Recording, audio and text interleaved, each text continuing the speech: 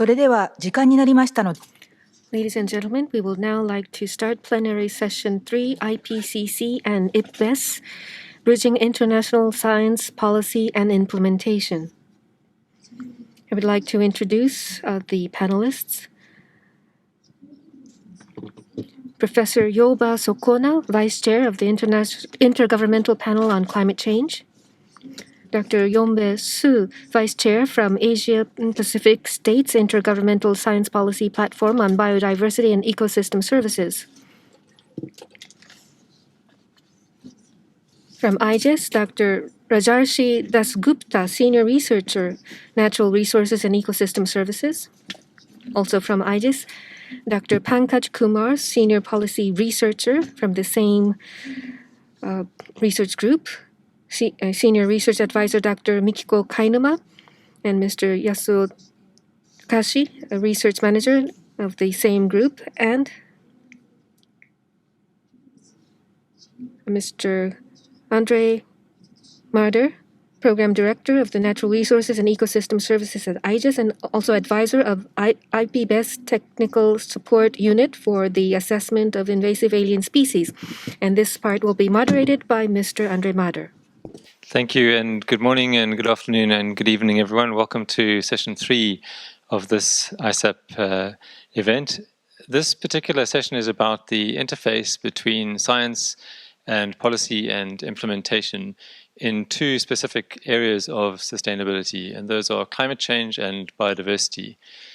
Internationally, those two areas have been represented most prominently by two organizations, the Intergovernmental Panel on Climate Change, or IPCC, and the Intergovernmental Platform on Biodiversity and Ecosystem Services, or IPBES. Now, the links between these is particularly important because no matter how well each of these areas does by itself, they need to feed into each other and receive feedback from the others. And we are lucky enough today to have with us not only several people who have been involved in compiling the assessment reports that have made these organizations famous, but also a vice chair of each of the organizations. We will start off with two very short presentations. The first one, a talk, and the second one, a presentation by the two vice chairs.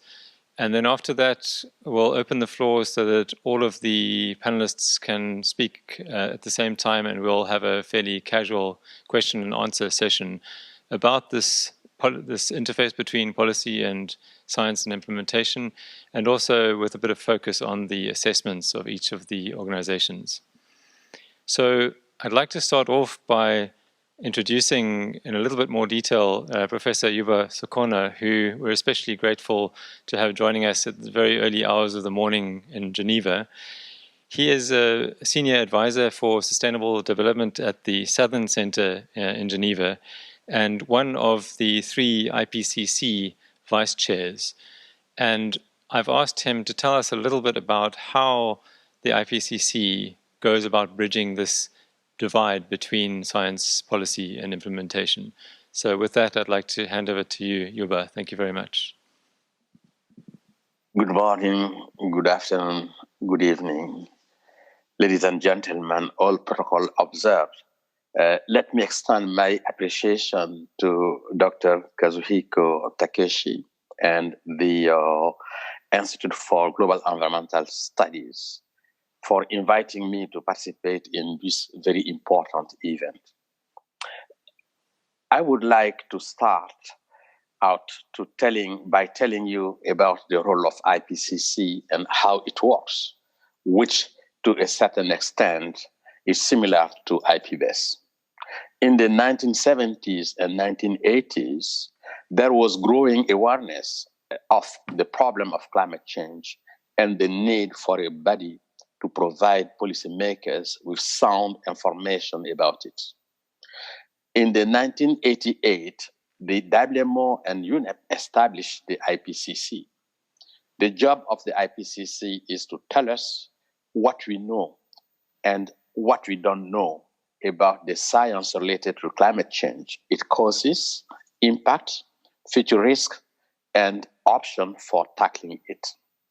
The IPCC does this by producing comprehensive assessment every 5 to 7 years, as well as special report and methodology report.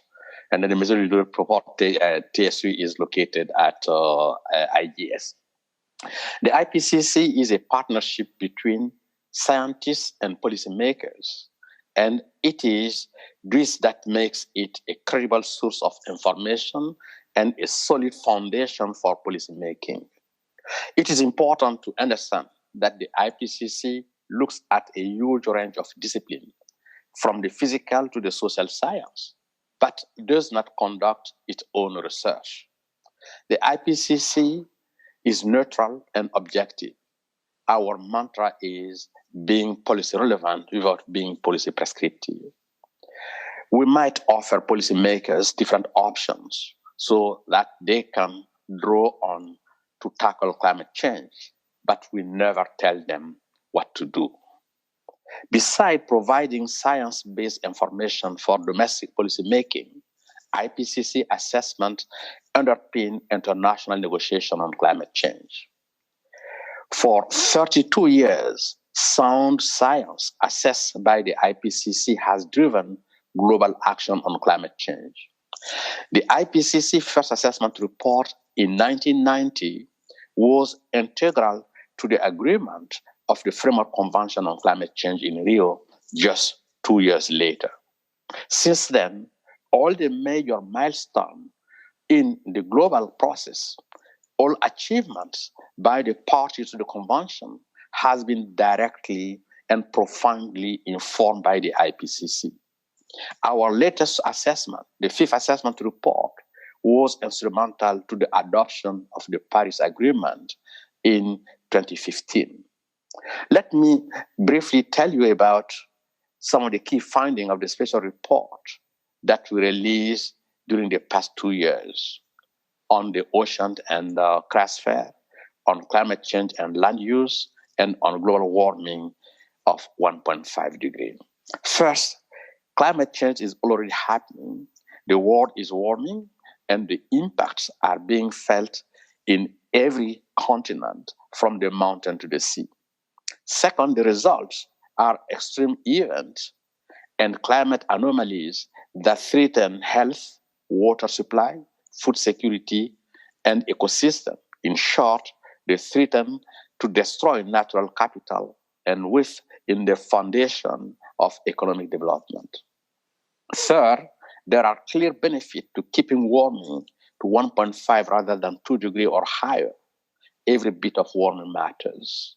Fourth, limiting global warming to 1.5 degrees is not impossible, but it would require unprecedented transitions in all aspects of the society. And lastly, limiting warming to 1.5 degrees can go hand in hand with achieving other world goals. As I mentioned, the aim of IPCC assessment is to be policy relevant. They must be accessible to government at all levels and be useful to our stakeholders. That is why we are paying increasing attention to communication, and in this regard, we are collaborating with IPBES. To conclude, the IPCC continues to be the voice of climate science, contributing to evidence-based policy making as it has been for the past 3 decades. Although we are experiencing delay due to COVID-19 with the schedule for the 6th assessment report, we are expecting all its 4 contributions to be delivered in the next 2 years. Every IPCC report goes through several drafts and reviews to ensure that it is robust, comprehensive, and balanced as possible. We have just opened the review of the second order draft of the IPCC Working Group 2 contribution to the 6th assessment report dedicated to impact, adaptation, and vulnerability. We encourage your participation in the development of our future report via a review process. Please check our website, ipcc.ipcc.ch. The review process is critical for ensuring the assessment is scientifically rigorous exhaustive, objective, and transparent. Broad participation in the IPCC review process is one of the core strengths of IPCC assessments and main source for science policy interface, which is one of the main topics of today's discussion. Thank you. Thank you very much, Youba. That's a very clear overview. So I'll hand over without any further ado to our second speaker, but just let me introduce him a little bit more fully. First of all, Professor Youngbae is a professor at Seoul National University, and he is the IPBES Vice Chair for the Asia and Pacific States. So out of the 5 different regions, he is the Vice Chair for Asia and Pacific States. And I'd like to ask him the same question about how IPBES bridges this divide between science, policy and implementation. And Youngbae, I understand that you have a presentation to share with us, so we might need to wait a few seconds for you to share your screen. Yes, I do. I have a PPT file to share. And first of all, I'm very, very pleased to be here. So let me just start my talk by sharing my screen.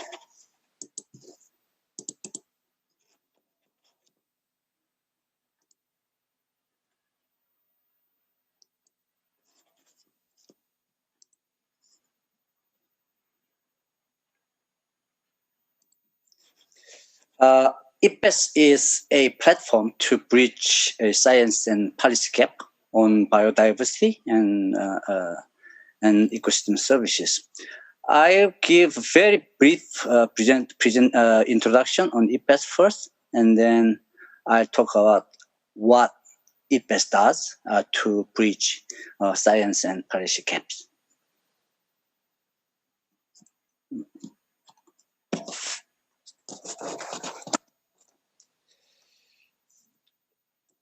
IPBES' mission is to strengthen knowledge foundations for better policy through science.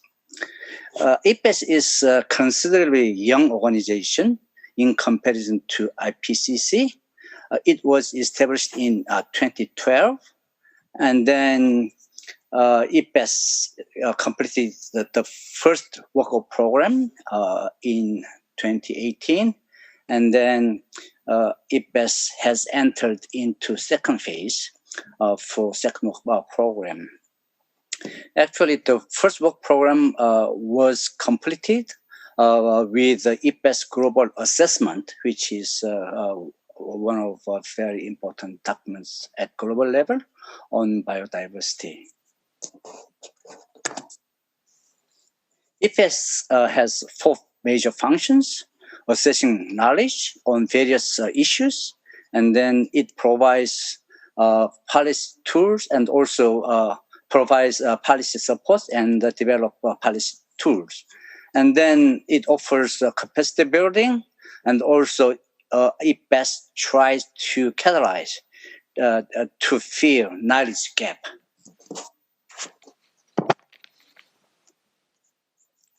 As I said, IPBES has been generating important global documents to establish a knowledge base for decision making.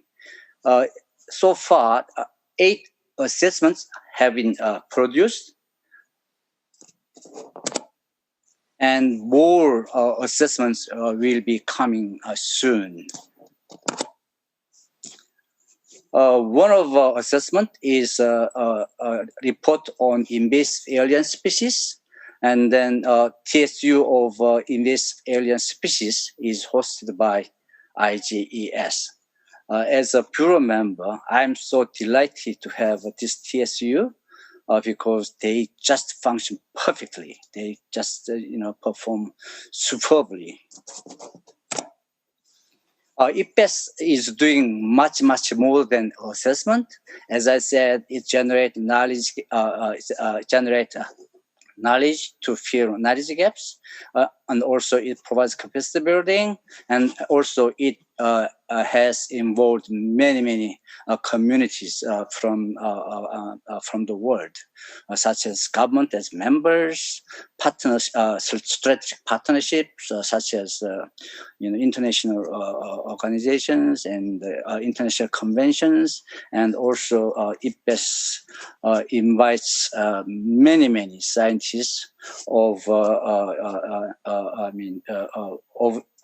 which major are so different, including social scientists too. Second work program is actually 10-year rolling plan, which means the second work program is entirely demand driving on the basis of requests from the members, from the other international organizations, important environmental agreements, and other many various stakeholders. Actually, 2 more objectives were added for second work program because IPBES realized that we need communication, more active communication and engaging method to carry out implementation better, and also to bridge gaps between science and policy. And also, we realize that we need to improve the effectiveness of the platform. So communication and outreach are very important to carry out implementation and also to bridge gaps between science and policy. So communication and outreach are needed to ensure that IPBES is recognized as building capacity for the use of biodiversity and ecosystem services knowledge in decision making by promoting IPBES work among key audience. Outreach is very important for public awareness, because public awareness is one of the major leverage to drive policymakers to move. So IPBES actually try to use traditional media such as a newspaper or broadcast or TV. And then also we try to maximize to use social media network.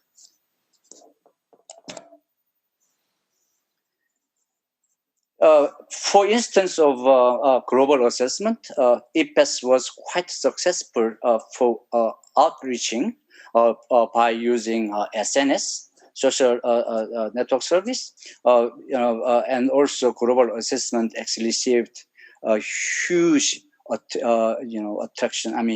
attention from various peoples, such as like Trudeau from Canada. And then DiCaprio, who is a famous actor and ambassador of climate change, Pop, and also young environment activist, Thunberg, and then Clinton and Al Gore. And also we received many response from publics.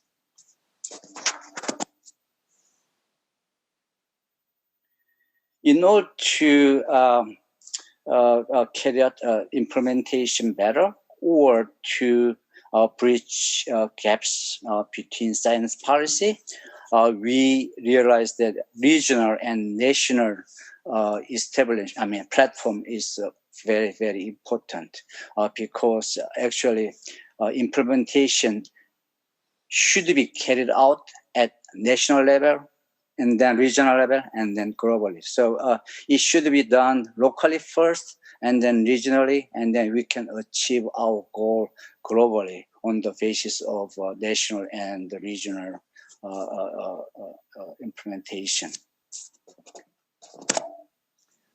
IPBES also offers various workshops to improve author's skill to write assessment or SPM, because experts, actually scientists, language of scientists are quite different from ones of policymakers. So IPBES offers workshops to improve writing skills of authors for their assessments, and also IPBES provides capacity building workshop to facilitate government engagement in the process of developing assessment. And also, IPBES has been working very, very hard with various partners, such as UNESCO, IUCN, and other international organizations to promote strong relationship, strong network, global network to achieve IPBES goal. So IPBES Capacity Building Forum is actually key vehicle to increase engagement and facilitate collaboration among various stakeholders to achieve, to carry out implementation globally. Thank you very much. That's all I have for my presentation. Thanks very much, Youngbae. Again, a very comprehensive and clear overview there.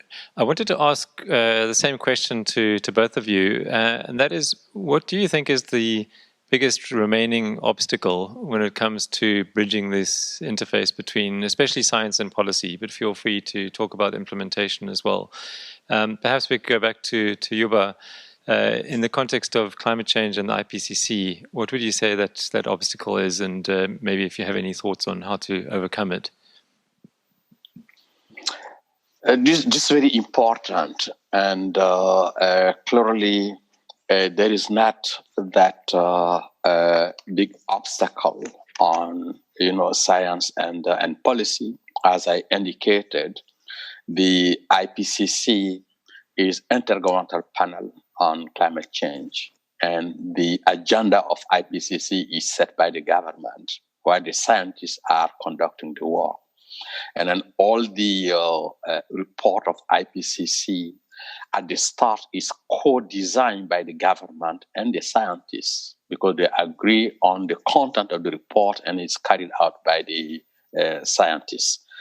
And through the process of elaboration of the report, as indicated, there is different review by the expert, by the government. And the summary for the policymakers is agreed and then is approved line by line by scientists and the government. The government asks questions, clarification, and then the scientists provide information based on their findings. And also that there is naturally a big challenge. The challenge we are facing is that the amount of work that is needed to be done, as IPCC and IPBES scientists are voluntarily working. Right, so the very structure itself enables that communication between the two. And Youngbae, do you have anything to add from an IPBES point of view? Yes. Obstacles are always present in IPBES. In the plenary, actually the members are state. So state have somewhat different opinion from scientists, because as previously mentioned, scientists are interested in clarifying facts and discovery principles and clarify things, but the states quite different from scientists, because states are more focused on their own interest. So it is very difficult to have them in common ground. Even though they are on common ground, they can be different in detail. So it's very, very difficult to negotiate in choosing certain terminology, words by words. It's very difficult. So what we need is, as I said, the the IPBES or IPCC should offer various fora to facilitate policymakers to sit together to have to find a better way to reach in common interest. And also, I think it is important to convey science content to policymakers. Sometimes, these science policymakers and scientists are focusing on different issues. So we have to compromise or bring them together into same or mutual interest. So that is kind of obstacles so far I've had. Yes. Thanks very much. Again, demonstrating the importance of communication, which you indicated as an area of focus for IPBES. I wanted to stick with the general topic of challenges for a little while longer, and then bring in a couple of our other panelists. And specifically here to make the shift to the assessments themselves. I wanted to know what, and I'm going to ask Kainuma Sensei and also Yasuo, one for IPCC and one for IPBES, what you think was the biggest challenge in compiling the reports that you were involved in, the IPCC reports in your case, Kainuma Sensei, and the IPBES report in your case, Yasuo. Kainuma Sensei, would you like to give us your thoughts? Yeah, thank you very much for inviting me. And there are lots of literature and data there, and it's very hard to find the most appropriate paper and also the data are so many data there, but it's very hard to find the specific data that we need and to combine them to make a report. It's one the challenge to prepare the IPCC report. And also there are different aspects on one thing. For example, for the to reduce emissions, we already emit so many CO2s, and if we reduce emissions, we also need sometimes BECS, it's bioenergy and CCS technologies. And in that case, we need a huge bioplantation. And it causes another problem for the biodiversity in the different aspects. So we need to combine these aspects, and this is, I think, another challenge. Thank you. Thanks very much. That was a bit of an IPC perspective. Yasuo, are you on the line to talk about the IPBES side of things? Good afternoon. Sorry. Yeah, you can carry on. Yeah, please. Yasuo, please go ahead. Okay, thank you. Good afternoon from Japan, everyone. I'm Yasuo Takahashi in IGES, and I'm honored to be invited to this invited session with distinguished guests. I was with Professor Su in the IPBES regional assessment. I was a fellow for the IPBES regional assessment for Asia and the Pacific, Chapter 6. But the question on the obstacles on bridging the science and policy, I think I was very on the bridge in the Chapter 6 of the assessment, where we have to clarify possible policy options which can be effective to address the challenges. Maybe you may or you may not know, the assessment is composed of different chapters, starting from the introduction and the values of nature, and the states and trends of the nature, and drivers and scenarios. So in the Chapter 6, in my chapter, I was kind of contributed to some combining knowledge to identify which is the very important policy options which can address these challenges. But however, the challenge is that it's very difficult to identify the knowledge on the effective policies because there's very limited empirical knowledge on this topic, which goes beyond specific context. But policymakers really want that kind of information, what policy is effective, but we have limited knowledge on that.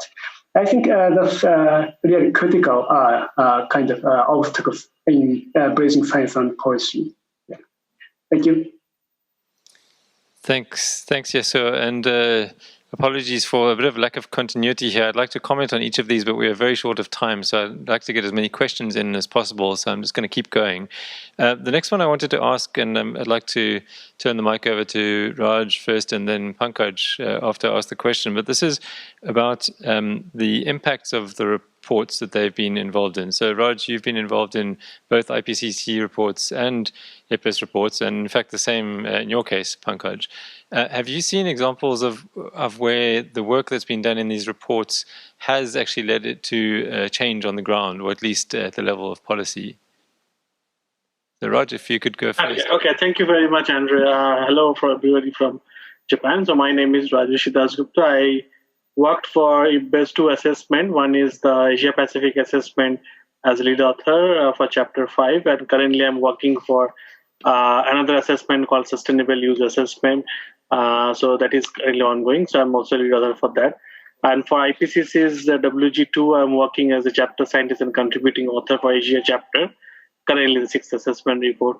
So what regarding the questions, André, whether we can implement it, I think it's pretty much yes. The answer is very much implementable, because we have several pair of eyes from the government, as well as, in fact, couple of, in my case, couple of our authors are from the ministries of different governments and ministries, representative from the different governments, scientists working for the government institutes.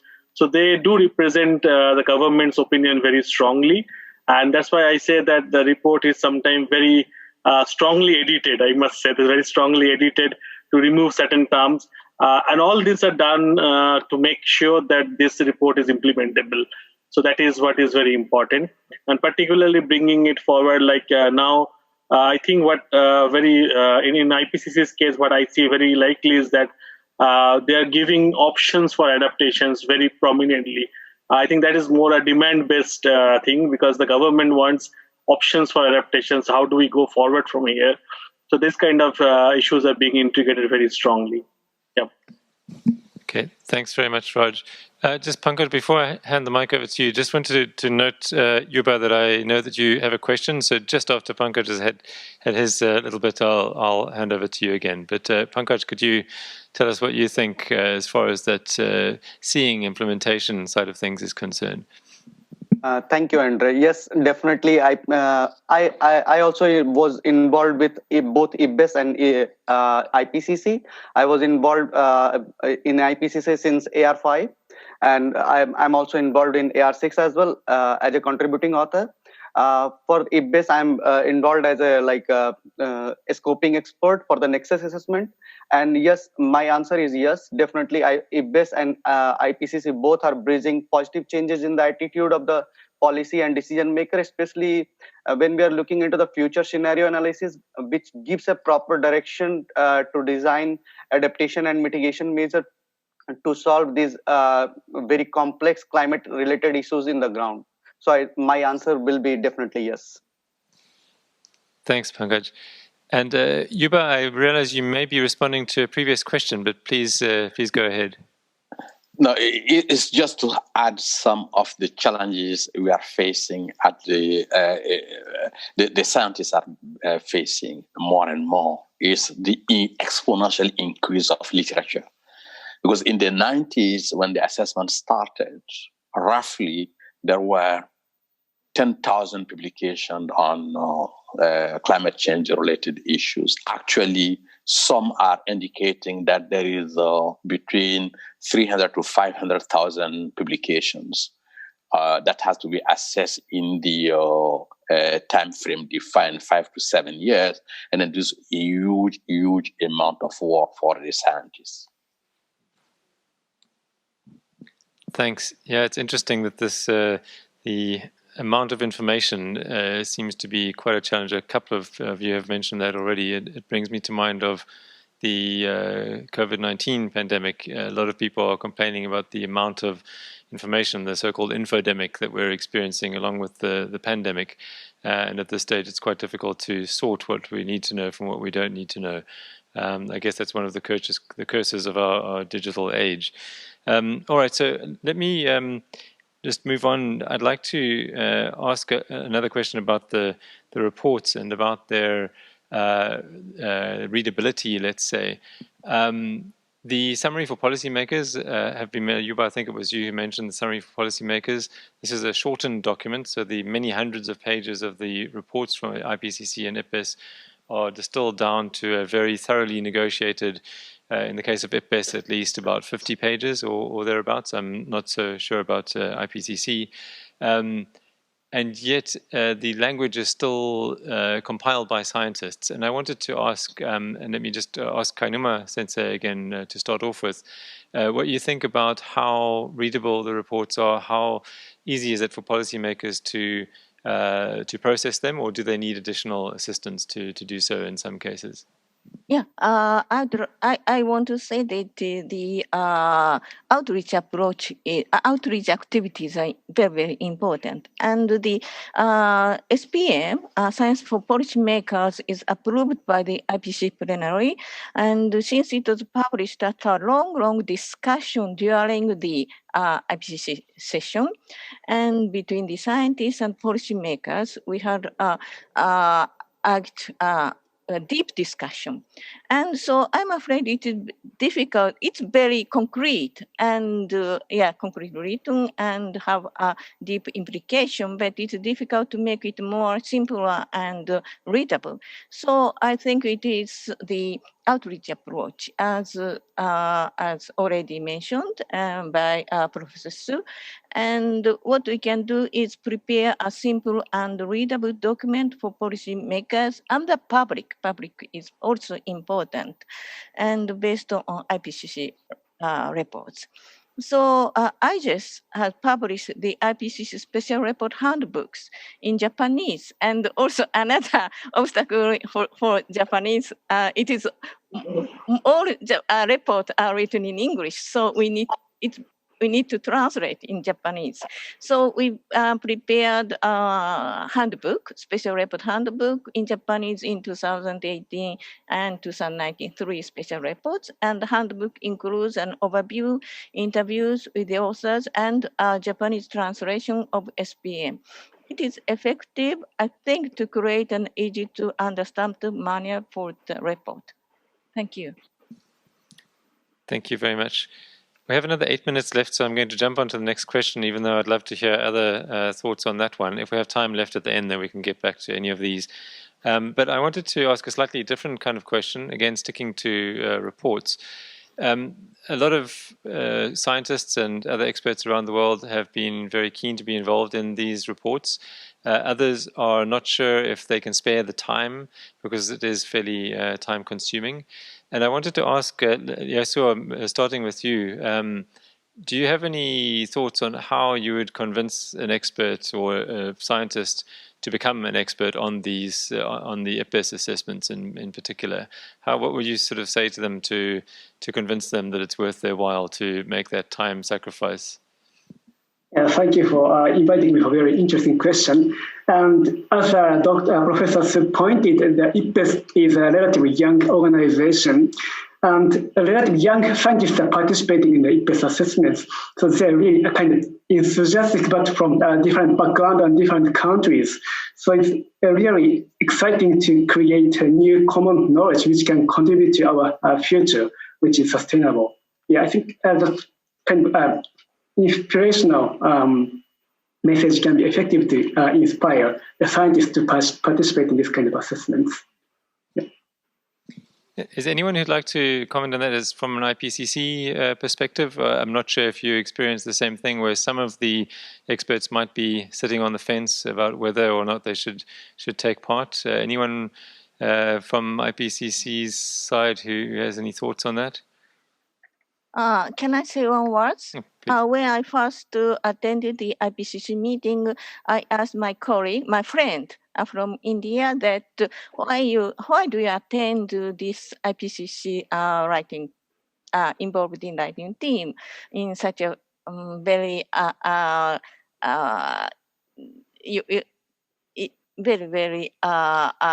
it takes time.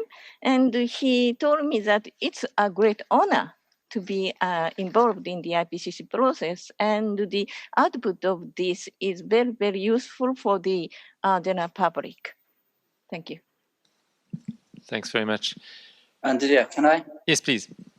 Yes, for IPBES, actually, some developed countries do not provide any financial support for experts' travel.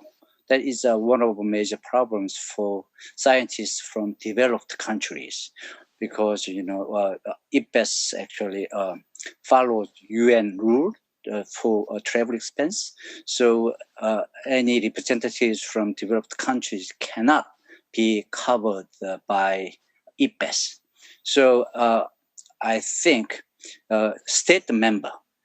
states should consider to cover, expert travel expense if some experts are actually chosen from their own country. So that is one of actually major problems for scientists from developed countries. Thanks very much. Anybody else? I have one more question, but any other thoughts on that one? Okay, so we have 5 minutes left.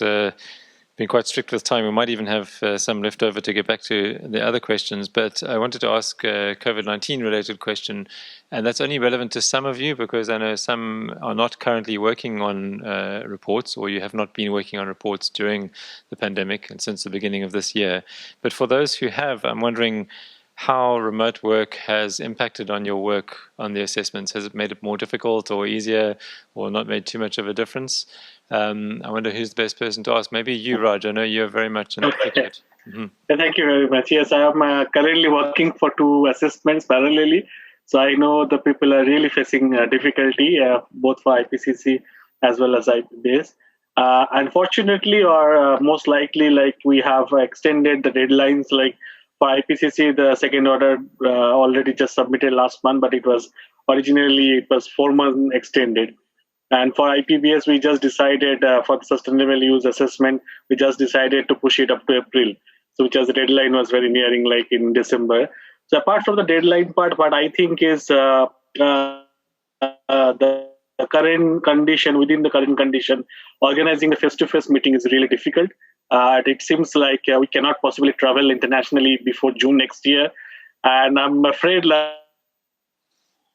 the late night meetings, my deadline is somebody's early morning and somebody's early morning is my late night. So it's very, very difficult to sit together over Zoom or other online platform and discuss it for 3-4 hours. So that makes the real challenge to concentrate on those meetings, do all necessary things. So I hope that with time we can get over this, or rather get adjusted to the new normals. So that's the adaptation options we have right now. So, but these are the real challenges, what I feel from this current 2 ongoing assessments. Yeah. If I may, please. Okay, good. Yes, I'm also working on the scoping document right now for the IPBES, and I also would like to say that yes, it has impacted significantly the pace of chapter writing and development. For example, earlier we can discuss several issues in one physical meeting, but now because of the remote working, it takes much more time to discuss even a single and a small issues because of the time constraint of the meeting and non-availability of the group member in one go, because of the time difference as mentioned by Raj. So we are really lagging behind, and that's why and we do hope that the situation will turn over positively soon. Thank you. Thanks, Pankaj. Youba, did you also have a word? Was that your voice ahead? Yes, I just want to add that it has not stopped. And then the workload has increased more and more because it became much more complex and complicated due to what has been already indicated. And at the same time, we have to look at the publication related to COVID, because COVID also generated a lot of publication on a number of issues that was not brought in the one-day outline report had been defined. And we cannot ignore them. It's part of it. At the same time, it makes things much more complicated and the workload very, very, very heavy. Thanks very much. Okay, so we have 1 minute left, and I just wanted to wrap up by saying, first of all, or pointing out that on the topic we've just been discussing, today, IPBES started its first ever remotely held author meeting for the invasive alien species assessment, the one that's hosted by IGES. So we'll see how that goes. There's been a huge amount of preparation for it. They'll be doing it in multiple time zones, and it'll take a while to make that work, but it seems like things are happening and are in place for that. So all that's left for me to say is to, again, thank our panelists very much for joining, those from IGES, and also Professor Sokona and Professor Su from Korea and from Geneva. Thanks again for joining us so early, Professor Sokona, and I hope that you watching enjoyed this. That's it for me. Thank you. Thank you. Thank you very much. Thank you so much. Thank you. Thank you. And bye. Bye-bye. Bye. ご登壇者の皆様、ありがとうございます。Thank you for the speakers. With this, we conclude plenary session 3. Now we'd like to go right into plenary session 4, but please wait for a while.